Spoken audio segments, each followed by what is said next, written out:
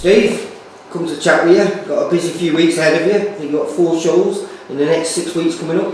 Yeah, that's 4 of our own shows, and we've also got shows where we've got the lads fighting on Sky shows and I think some Box Nation shows in March as well. So I don't think we've got a free weekend now till about the middle of April. Yeah.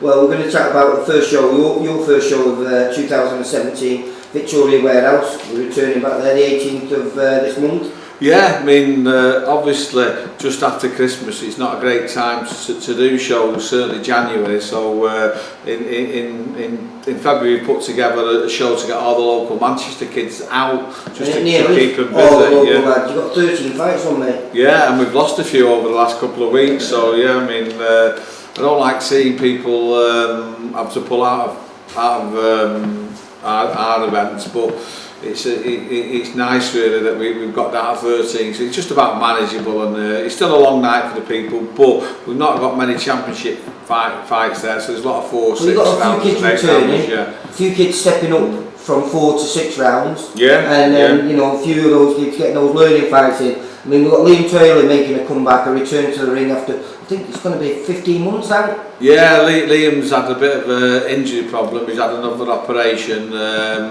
but he's decided to move up to welterweight now. So we're going to get him an 8-rounder, probably be an international one because he's not matched at the moment, and have a look where he is at welterweight. But you know, he's not got more than 1 or 2 fights in him before he's back in a title fight. Obviously, he's done well against Tyrone Nurse on 2-3 days notice, so we'd like to see what he's like when he gets a full camp for the title, and there's no doubt about it, within 6 months he'll be fighting for a series title. Yeah. You're saying that the whole show's full of quality kids. We've got Charlie Schofield doing his second 6-rounder. Yeah, and he's fighting an half decent kid in that Rolex, isn't he? So he's coming off that'll be a good win fight, yeah. Up in Newcastle, and then another fancy boxer, Mark Leach. Yeah, Mark's jumped on the show. He's fighting Brett Fido, who again is another tough kid. Don't expect any problems for Mark. I mean, I think what Mark wants to do now is just get a couple more fights under his belt because he's not been that active, and then he wants to step up and take the fights which he was nominated to fight. You know, Josh Wale for the English title, but just felt they needed a few more fights before then, and so we're going to help Oliver out and give him them, and then I think you'll see he'll shine and start to do well. Yeah. We've got Luke Evans. He's stepping up to 6 rounds as well. Yeah, Luke's stepping up to 6 rounds. He's looked really good. So we're just waiting confirmation on a decent opponent for Luke. We've had a couple and they both fell out. So we're back on the lookout for Luke. But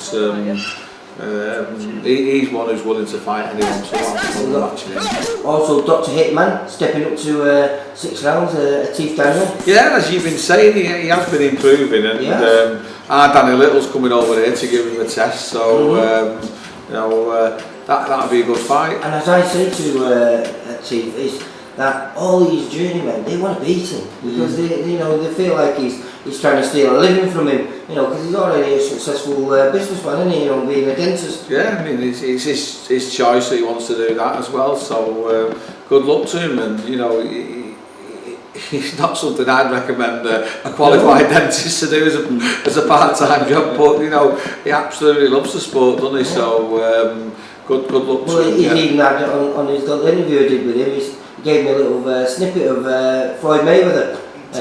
Manchester. Watch my guy, the Hitman. His first 6-rounder is a friend of mine. He's from the UK. Come support him, everybody in the UK, in Manchester. Floyd Mayweather. I've seen that. Floyd Mayweather wishing him well on the 6-rounder in the Victoria Warehouse, Manchester. Fantastic, yeah. Then we've got Lee Oldham. He's having his 4th fight against Kevin McCauley. Yeah, that's a reasonable test there, and I'm sure he'll come through it, and then he'll be stepping up to 6-rounders. You know, we're back on April the 22nd in the Victoria Warehouse, and the majority of these kids, that's when they'll be back on again. Yeah. And then you've got John Telford fighting Kieran Gray. Yeah. Another cracking fight. Yeah, another journeyman doesn't lay down, so you know, you've got to be on your game there. So yeah, good fight. Omar Djouri, he's coming back. Struggling to match here at 9 stone. Looks like we'll have to bring someone in. There's just no people about at 9 stone. Yeah. What is he? He's a super bantamweight or is he featherweight? He's stuck in the middle really, 9 stone on the day, so day before he'd be a super bantamweight, yeah. I got a kid making his pro debut, Jordan Lattimore, trained out of John Murray's gym. Yeah, he's got Robert Stadinsky, who's another tough kid who comes and tries, so he's unbelievably confident for a young kid. I think he's only 19 years old. Yeah. Wants to knock everyone out. Yeah, well, they won't knock him out, will they? Well, it'll be hard to. Yeah. They got Big Lee Carter returning to there. I mean, very unfortunate not to get this decision in his debut, wasn't it? Yeah, looking forward to Lee, see how he parties after he has a win. Yeah, he's enjoyed himself and he had the draw. Chris, now this could be an absolute cracker, this. Chris Monahan against Dwayne Green. Yeah, Dwayne Green's another class journeyman who I would say is a danger man because he does come and try to win, and I've seen him push some of our good kids all the way, so Chris isn't going to get it his own way against him. Not just a journeyman, he's a road warrior, he likes to go on the road, he likes to have a good tear with people. I like that road warrior, yeah. Well, that, yeah. And he's got an Anthony Leake, very exciting fighter, fighting Sonny Whiting. Yeah, again, Lecky's on his second fight. He was a top amateur for a long time now. Got the rust off last time at Victoria Warehouse, so I'm expecting an improved, even though he did very well in his last fight, but I'm expecting Lecky to show some improvement and do a number on this Sonny Whittingham. But you know, Sonny doesn't lie down either. You know, seen last time he was here, he had that draw with Warren Tanzi. It was a good fight. All the 6 rounds. Yeah, and then we've got Bill. Is it Riam? I forgot Bill. Who's fighting Fons Alexander?